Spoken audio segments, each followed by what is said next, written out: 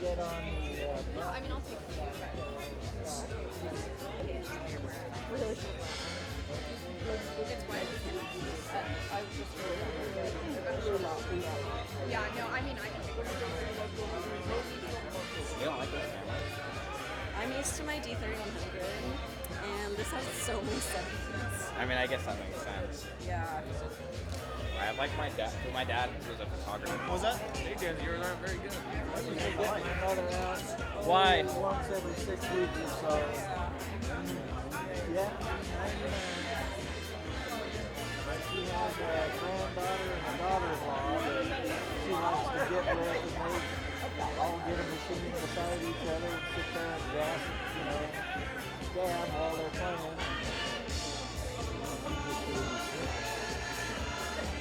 So that's manual / automatic, right? Yeah. So I would do manual personally. I'm not. I think that's like an Ohio thing, like in general, that you kind of Which isn't great. I mean, it's try to be more aware. Yeah. But that's cool. So you're just like, and that's exciting that you'll get to vote in the next election and everything. So you feel like, but can you can't promise that. You don't think so? 'Cause I don't really.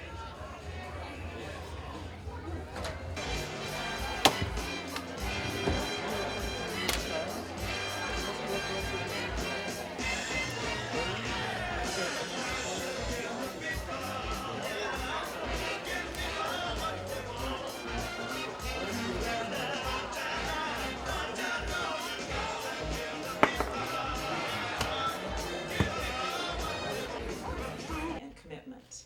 And that's why so many of us support him and will work for him to make sure that his road less traveled leads all the way to the White House.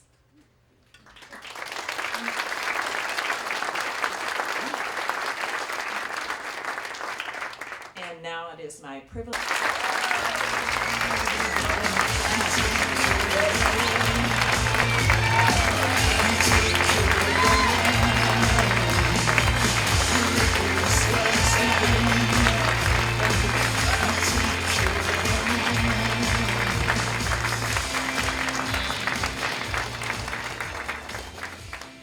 Thank you very much for that beautiful introduction. I've been introduced a lot all over the country. First time with a poem from Robert Frost, a beautiful poem. I'm feeling good. What can I tell you? The weather is Vermont weather. He's a kind of a fringe candidate. He really can't go very far. We have already the anointed candidate, the inevitable candidate. It'll be interesting to see other people getting into it, but we all know who the inevitable candidate for the Democratic nomination will be. Well, a lot has happened in the last 9 months, and the inevitable candidate is today not quite so inevitable. And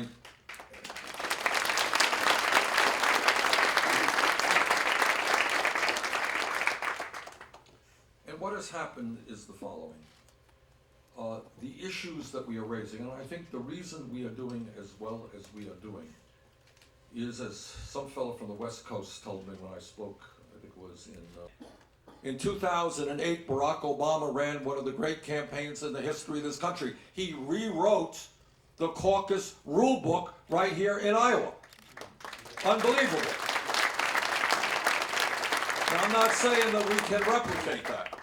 But I think any objective look at our campaign and the energy and the excitement that it is generating with young people and with working people, compare that to Secretary Clinton's campaign, will come to the conclusion that if our goal is to have a large voter turnout, we are the campaign that can do that, meaning not only do we retain the White House, it means with a large voter turnout we can recapture the Senate, do better in the House, and win governor's chairs all over America.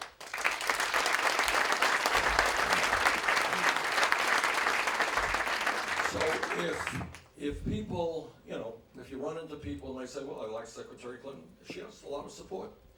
In terms of the campaign and campaign dynamics, all of you know, sadly, but truthfully, that if any of you are thinking of running for President of the United States, you know that you're going to need to raise hundreds and hundreds of millions of dollars. That's the sad truth. It's not a good situation, it's the reality. And when we began this campaign, what we had were pundits who were saying, well, look, this is the world, you got Citizens United, you got super PACs. The only way you can raise large sums of money is get yourself a super PAC. Go begging millionaires and billionaires in corporate America for millions of dollars to put into your super PAC. And that's the way you run. That's the way. It's something that I never in a million years would have dreamed of. In the last 9 months, we have received 2.5 million individual contributions. More individual contributions than any candidate in the history of the United States at this point in a campaign.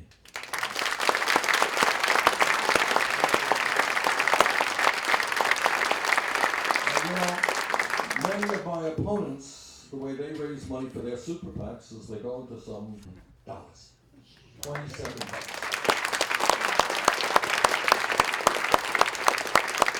So what we are showing, and this is in itself what the political revolution is about, we are taking on the idea that the only way you can run a successful and I believe eventually winning campaign is being dependent on big money interest. And what we're saying is, you know what? If you have an agenda that speaks for the needs of working families, people will jump in, they'll volunteer, they'll make the contributions they can, and in fact we can raise the money that we need to run a winning campaign. And that's what we're trying to do, and that is what we are succeeding in doing. All right, let me also tell you that what is exciting about our campaign, as I mentioned a moment ago, we got a new bus out there. I've just been in this bus for the last couple hours. It's very different than other buses that I have ridden on, let me tell you that. And you can walk around, these comfortable seats, but the purpose of this bus is just to help us get around your beautiful state. And that's what we're going to do. In the next 2 weeks, you're going to see us all, you. What's going on in your lives? What's going on in your parents' lives? What's going on in your kids' lives? What's been going on in this country for many, many decades? Now, the media may not be interested in it because it's kind of boring. You know, we know media likes things, and they like, violence and fires and all that stuff's good TV. 5 cents an hour, and by the way, pay back student debt. Is that an exciting visual story for TV? No, it's not. But that's a story that impacts millions of people. What happens if you are here today and you're 75 years of age and you're trying to get by on $13,000 a year Social Security, or you're a disabled veteran trying to get by on $14,000 a year Social Security? And on a cold day like today, you don't have the money to heat your home adequately. You don't have the money to buy the prescription drugs you need. Is that an exciting front page story for the TV? No, it's not. But it is the reality facing millions of people. What happens if you are, as a young man that I met in Iowa, I think it was last week, can't remember the town. Guy gets up and he said, I think he looked at me like in his late 20s, married, 2 kids, and he said, Bernie, I am $90,000 in debt, student debt. I am paying. It is more important to ask good questions than to give good answers. You can give a great answer to an irrelevant question, but it is more important to ask the right questions. And that's what we're trying to do in this country. Here's a question. Tell me the last time you saw it on TV. Everybody here knows that we are seeing a huge explosion in technology. We all have our cell phones and computers and everything else. A huge explosion in technology that makes every worker in this room more productive. Question, if you got workers who are producing more, why are they earning less? Pretty simple question. If I give you a tool, you should do 2 things to increase productivity. Number 1, you should be working fewer hours, or you should be making more money. And yet, the reverse is true. Most of our people are working longer hours below wages. Why? Is that a good question? I think it's a good question. Do we discuss it as a nation? No, we don't. So I think throwing out and discussing the important issues is exactly what we have got to do. And let me just tick off some of them. I'll stop, take your questions and comments. To my mind, an issue that needs a whole lot of work, and as your president, I will tackle this issue forthrightly, is the grotesque and immoral. Now again, for obvious reasons, corporate media, big money interests don't want to hear this discussion. You don't hear a whole lot about it. And here are the facts, and you tell me if I'm missing something here. That this is not what should be happening in America today. Fact. The top 1/10 of 1%, not 1%, 1/10 of 1%, now owns almost as much wealth as the bottom 90%. Fact that in the last 30 years, there has been a massive transfer of wealth. You know, my Republican friends get nervous when we talk about redistribution of wealth. I want everybody here to know there has been a massive redistribution of wealth in the last 30 years. Problem is, it's gone in the wrong direction. The middle class has shrunk. Top 1/10 of 1% has seen a doubling of the percentage of wealth it owns in America. We have to deal with it. Family is the major welfare beneficiary in the United States of America. You know what I mean by that? Now maybe I'm missing something, and you can ask me this later, but I find it strange that the wealthiest family in the United States of America, the wealthiest family, are paying its workers wages so low and benefits so minimal that many of their workers have to go on food stamps, have to go on Medicaid, have to go on subsidized housing that you are paying.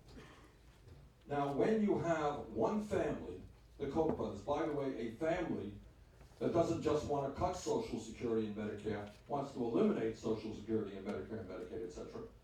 When you got one family spending more money than either the Democratic Party or the Republican Party, that is not democracy, that is oligarchy, and together and rigged economic system. That is what we are trying to change in this election.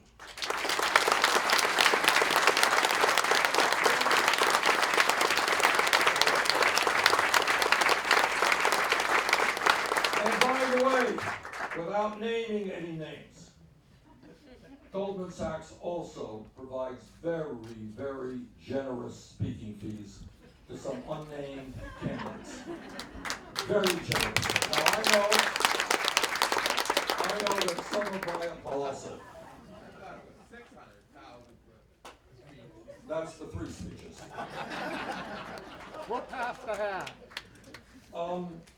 Okay. Other point that I want to make is people say, well, you know, Bernie, you have this radical agenda. It really is not a radical agenda. The issues that I'm talking about, whether it is rebuilding a crumbling infrastructure and creating millions of decent paying jobs, whether it's the issue I want to say a word on now, and that is making public colleges and universities tuition free and lowering interest rates on student debt. Is that a radical idea? I really don't think so. Look, and by the way, as you all know, Iowa has been a leader in this country's history in public education, right? We should be very proud of that. And there was a time when it was really a radical and bold idea. Think about it. 100, 150 years, what's the answer? Money is to worry more about their children and their grandchildren than about where they're getting their money, and have the courage to do the right thing on this issue.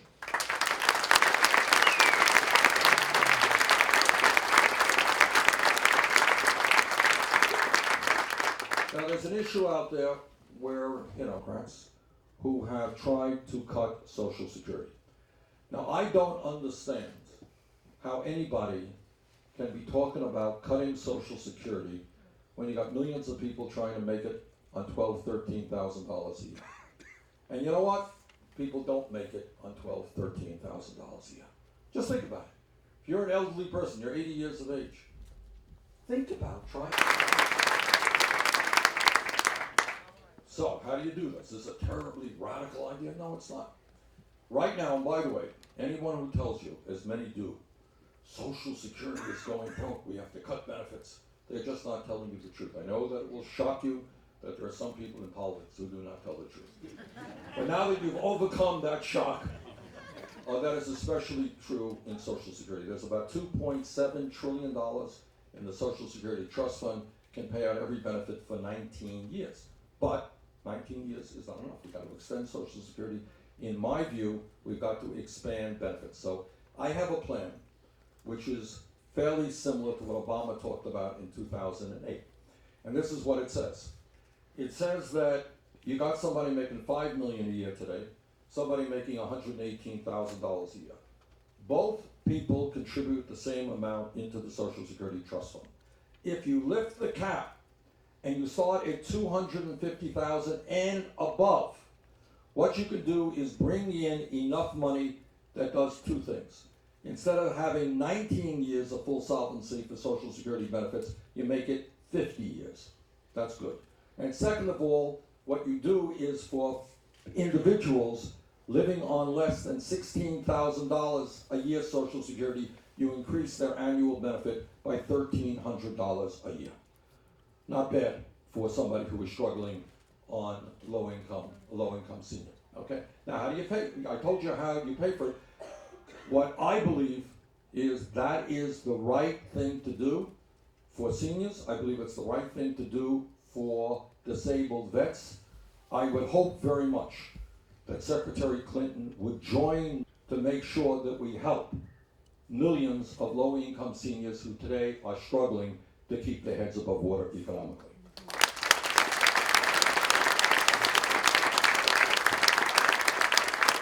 Last point that I want to make has done a lot of good things. What has it done?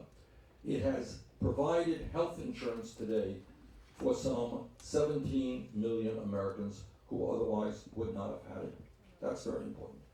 And second of all, it has ended the obscenity of the insurance companies' pre-existing conditions. Remember that? One of the stupider ideas and concepts that ever came up with. In other words, what they say is, oh, you had breast cancer 5 years ago, we can't cover you in the area of breast cancer, you may get it again. That's exactly the coverage you need. And they're saying, you know, we can't give it to you. Totally absurd idea. And we've done other things. We have cost of health insurance is going up, not as fast as it used to be. All of those are good things. But here is another reality with regard to healthcare today. I wanted to ask a question about immigration because Good. it's an issue close to my heart. Good. This morning, the Supreme Court just announced that it would hear the case about letting parents of undocumented parents of citizen children stay in this country. Yes. Meanwhile, Republicans have threatened to deport the 11.5 million Right. undocumented people here. What are your thoughts on mass deportation? And as president, what will you do to help keep Thank you. immigrant families? And, you know, what I love about questions and answers is I go on for a long time and then we'll get to every issue. And that is one that I didn't get to. All right. Number one, I certainly believe in comprehensive immigration reform and a path towards citizenship for 11 million people who are now living in fear and living in the shadows. Number two, I am delighted to hear that the Supreme Court wants to hear this case. I support what President Obama did, and I will use. Sure, thank you so much for being here today. My name is Carrie, and I'm in Iowa because I help build wind energy farms here in the state. It's a fantastic resource and really important to the Iowa economy. You touched a little bit on infrastructure, but one of the biggest hurdles that the wind energy industry faces in the coming years is the crumbling infrastructure in the country. And in the past, we've had those public-private partnerships where the government really got in the business of helping ensure that we have safe and effective infrastructure. Can you talk a little bit about, under your presidency, how you might work to repair or even expand our nation's infrastructure? Sure. And by infrastructure, I certainly, I mean, you know, let's not even get into Flint, Michigan and the holiday that's taking place right there. One of the great public health tragedies of our time. But all over this country, you're seeing water systems that are very old. In the second largest city in Vermont, I talked to the mayor there a few years ago. He said, you know, When they crashed the economy, I decided it was time to read on economics. And sadly, some of the economists said, well, we didn't break up the banks, so now we get to wait until the next time they crash the economy. So what I'd like to know is, how much of breaking up the banks can the president do, and how much of it depends on us creating a Congress that is also interested in breaking up the banks? Well, that's a good question, and, you know, Congress gets involved in every issue, the President. Yeah, there's a mic right hope behind you you. win. Thank you, Bernie. I do hope you win. I've got a question that nobody's answered, talking about, is our National Guard troops spending 2 and 3 tours of duty? Would you be willing to get some draft or whatever? It's wrong. Thank you very much for raising the issue. And I speak as the former chairman of the Senate Veterans Committee. Sanders, Here's Mike. you have said that the drone strike program deserves significant review, but you've also said that drones are a tool and that you would use them to target terrorists. Yes. I am not angry with the drone strike program because you use drones. It's because it's a targeted assassination program that kills 9 people every time it kills an intended target. What significant changes are you going to make? Well, that's just the change. I mean, the change is, Will you end the program if it doesn't create the results you well, intend? here's the point, you know, is where if a drone attack takes out a high-level ISIS leader, I think that's good. If a drone attack attacks a wedding procession, as it has, and kills innocent men, women, and children, that is a disaster. Not only for taking of innocent lives, but everybody in the community is saying, thank you, America, for killing our neighbors. It is counterproductive in every sense of the word. So yes, what a review means is that we have got to make sure that drone attacks are precise, individuals who are supposed to be taken out, and not kill innocent men, women, and children. Okay, let me thank all of you for coming. It was a great turnout. And let me just conclude by saying of the United States of America, people all over this country are going to be on the state of Iowa. And in fact, the eyes of people all over the world are going to be on Iowa. And on that night, the people of Iowa, and by the way, and I say this not just gratuitously, as I've gone around the state, I have been enormously impressed about how seriously people of Iowa accept their very, very important responsibility. I know there are people who are here today who have gone to hear Hillary Clinton, gone to hear Martin O'Malley, and that's great. That's what it is about. You are taking your responsibility seriously, not lightly.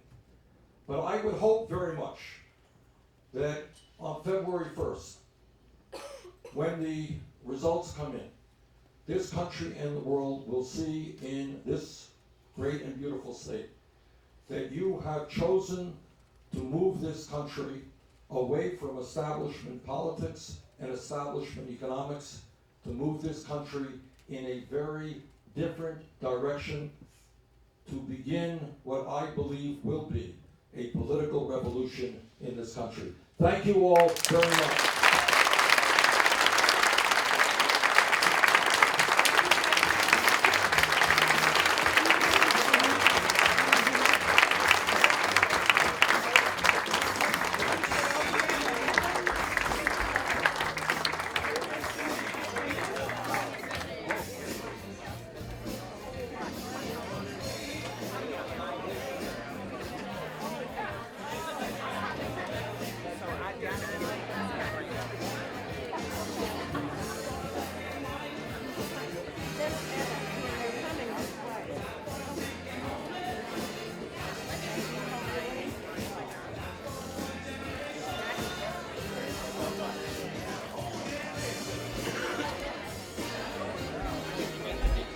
Sorry, sir. I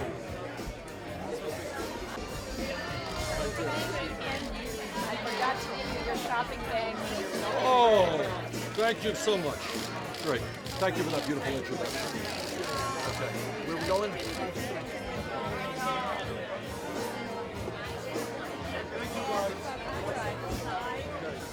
Appreciate the help. Whoa, you okay? Yep.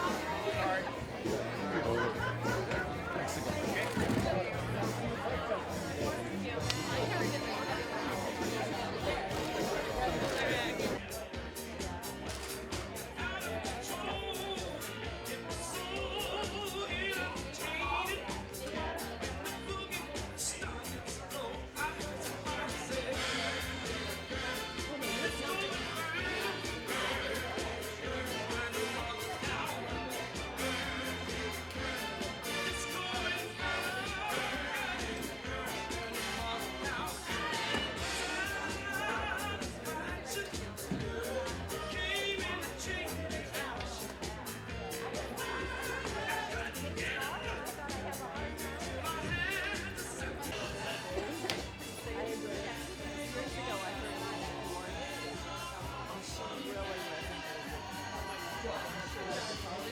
I'm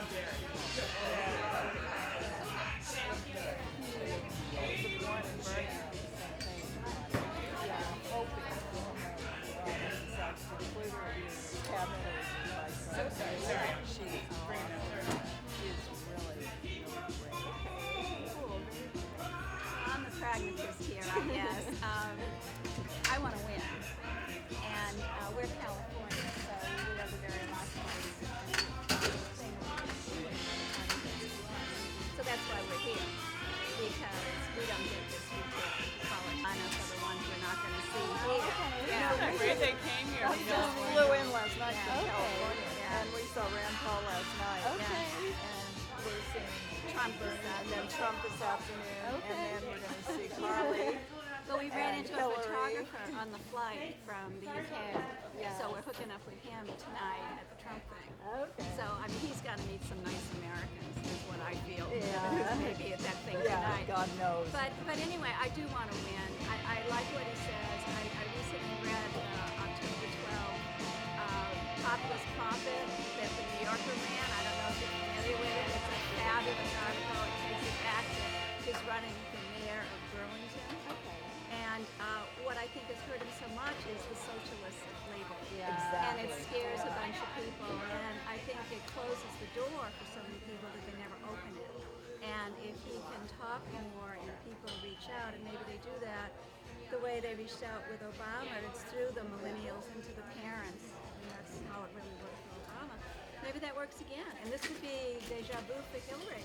I mean, Obama kind of swept it away. It could be happening again. She's real confident. I love her. But I want to win, and I do hate the billionaires. I hate the Kochs. That new book out. I mean, do you know the family did work for Hitler and Stalin? Really? There's a new book out. Google it. You'll find it. And I mean, everything about them. And so, but I do want to win. The other thing that Bernie said today that I thought was so great, and I wished I would have gotten my cell phone out and recorded it, where he said, I believe in democracy.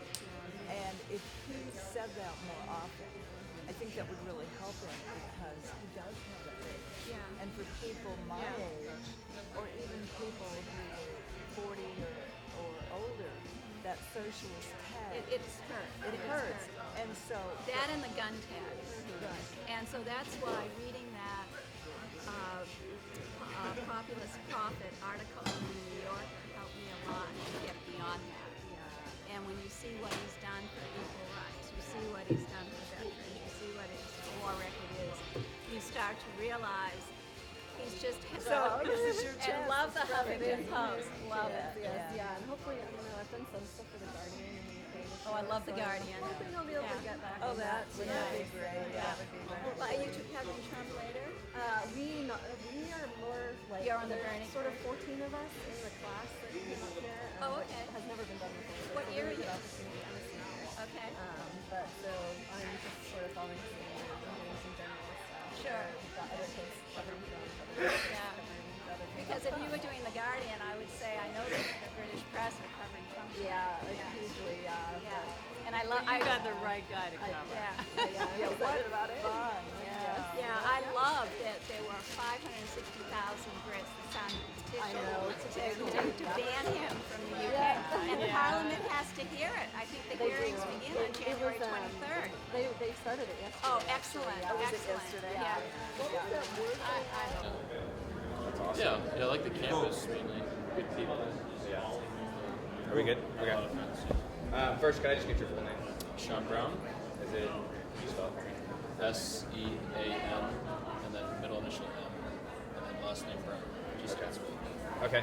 And so Bernie Sanders has a lot of talk about him being a socialist, and I think a lot of people misunderstand the term socialism and think it's a very scary term.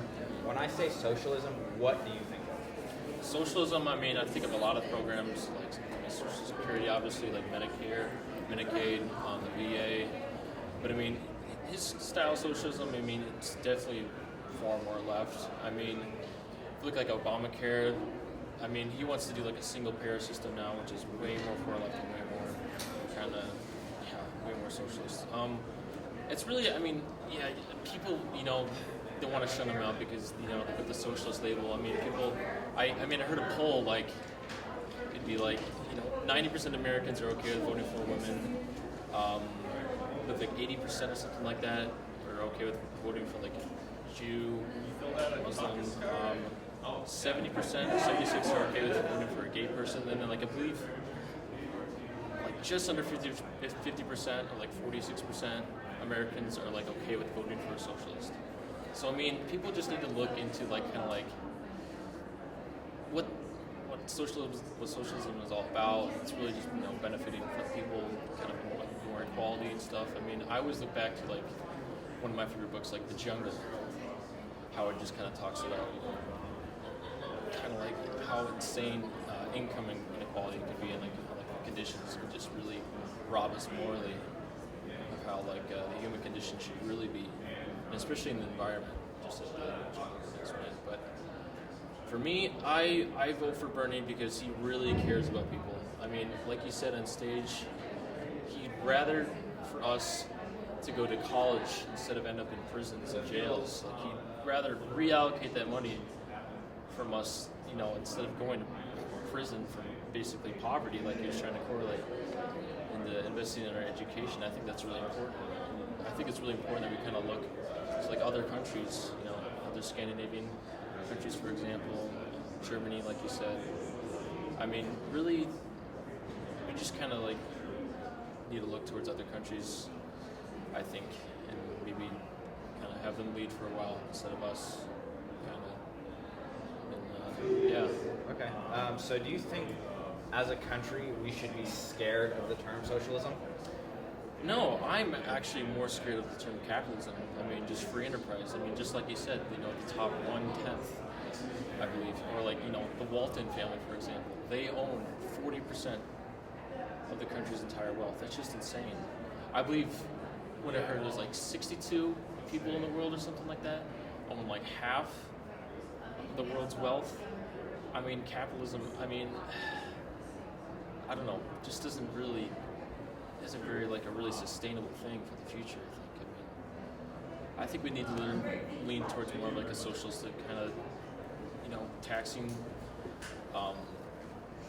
the top 1%. Even with his ideas, we might need to even go deeper to top 3% of this nation's wealth.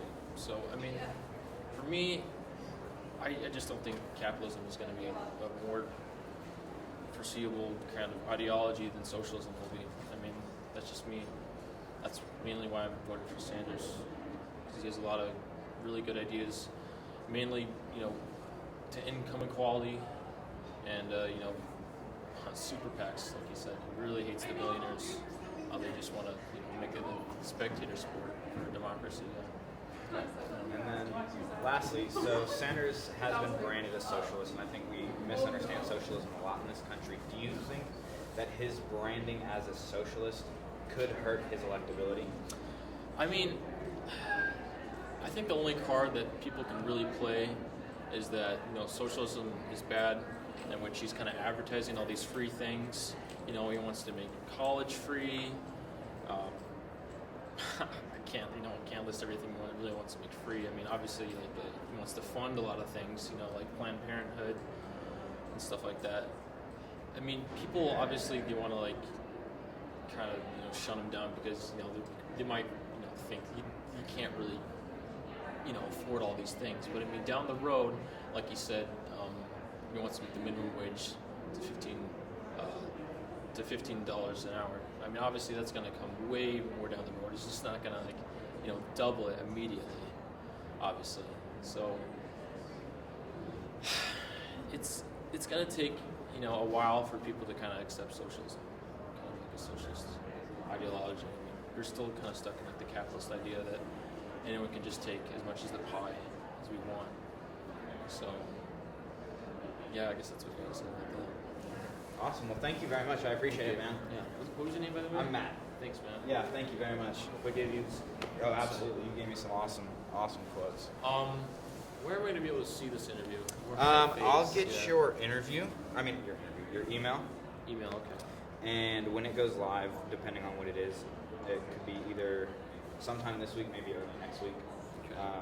But yeah, I'll email to you. So if you just want to write your email down. Sure. My name's Summer. I voted for Hillary. I'm 25 years old. Okay, why'd you vote for Hillary? So we can't stand most of the Republican candidates for a lot of different reasons.